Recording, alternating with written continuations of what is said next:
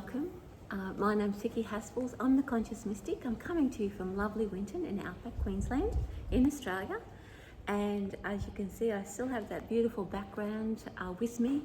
It is a little bit windy today, so I apologise for any noise distortion, but there's also lots of flies. Because it is the Outback, so I'm going to do a lot of this, and hopefully I don't swallow something while I'm talking to you.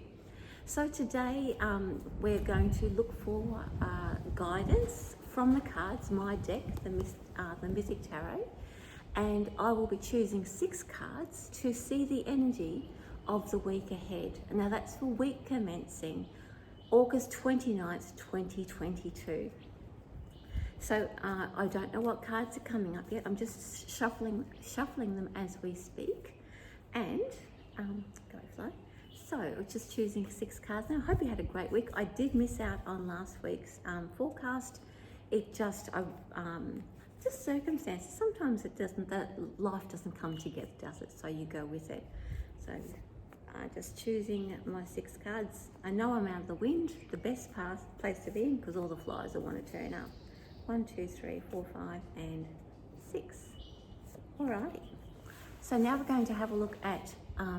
I use a particular spread that provides a nice little narrative about all the aspects of day-to-day life and decision-making processes and choices and things like that, and where we're heading. And I'll explain it to you as we go.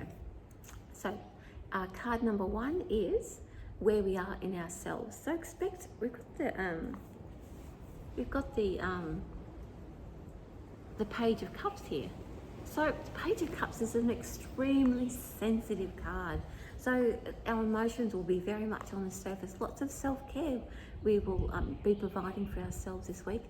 That sensitivity lends itself to a heightening of our psychic awareness, our psychic power.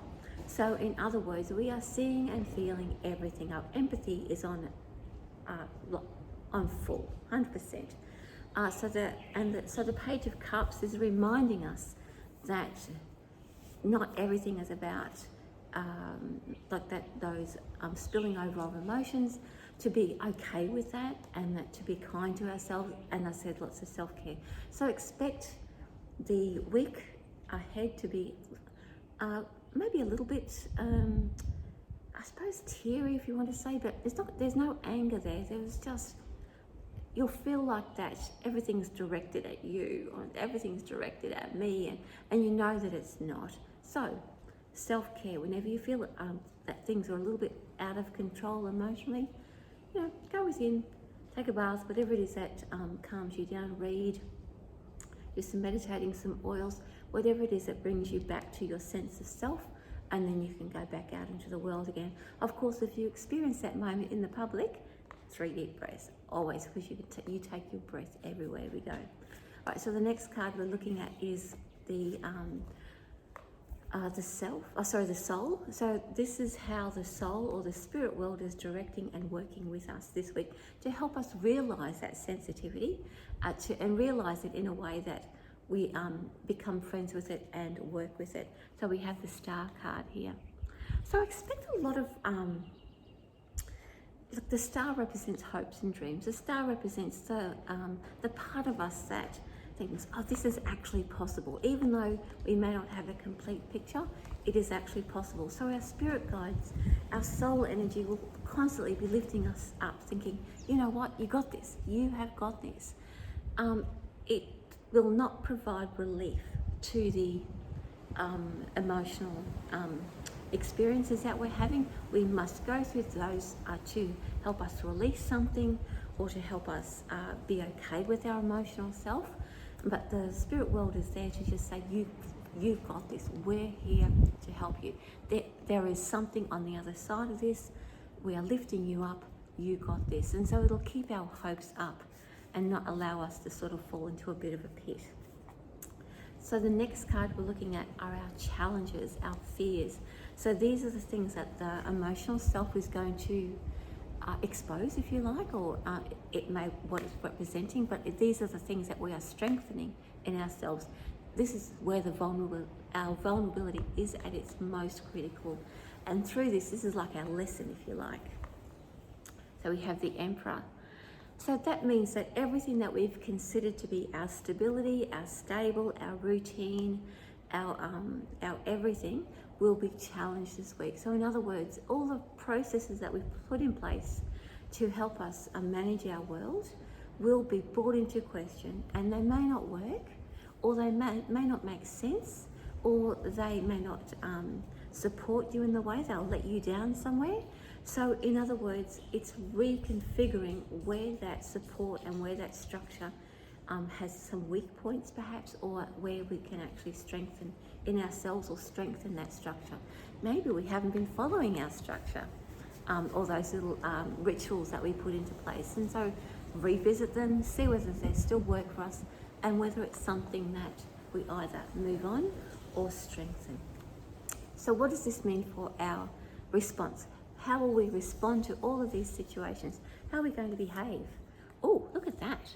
7 of Wands. I love the 7 of Wands for the fact that we are recognizing that we are worth it, that we are equals, that we have actually got this. So all of the experiences and emotional upheavals and the questioning of our routines and our rituals will help us to respond to very quickly that this is what works for us, this is what we don't need anymore, because we are going to, I want to say, fight for ourselves. We recognize that we are worth it. There's not going to be, oh, this struggle, oh, I have to love myself more, or any of those things that sort of come to crowd in to crush us. It's like, no, I know what works for me. This is not working. What do I need to do now? Because I am absolutely worth it. So there's no self-sabotage, no self-deprecation. We are jumping into it wholehearted, thinking, I need this. This works for me. I'm going to work for myself and fight for myself. 7 of Wands. Nobody is better than us. Okay, so what does this mean for our future or our possible future? So where we're heading? Why are we doing all this? What is this all for?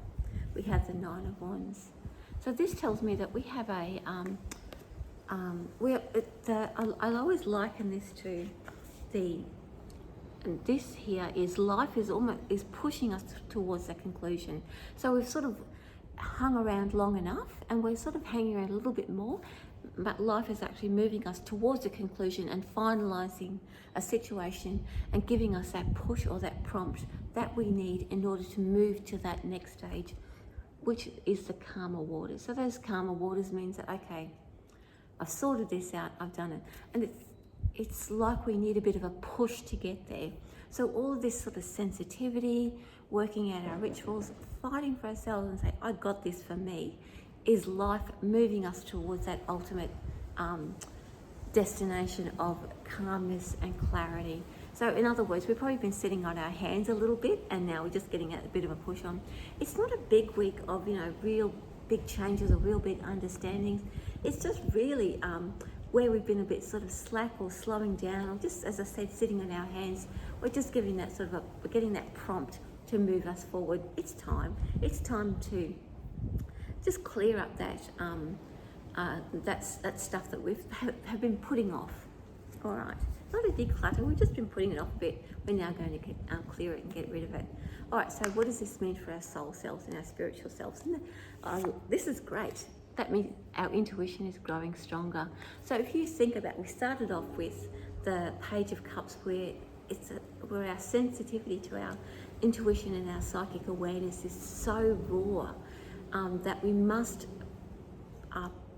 put in place or explore those aspects of ourselves to strengthen our intuition and bring it back into a sense of control, a sense of intent. And so the Page of Wands will throw us out of our comfort zone or out of whack. And it always, whenever the Page of Cups shows up, it brings us inwards. Inward look. We must go in to reconcile that discomfort or that out of sorts feeling. So in other words, our spiritual selves is about strengthening our intuitive self. And we must do it. I mean, we must clear like old thinking, stuff that we've been sitting on for a little while, thinking, oh yeah, I'll get to that. It's tying up those loose ends, but not even tying up those loose ends, it's actually moving on.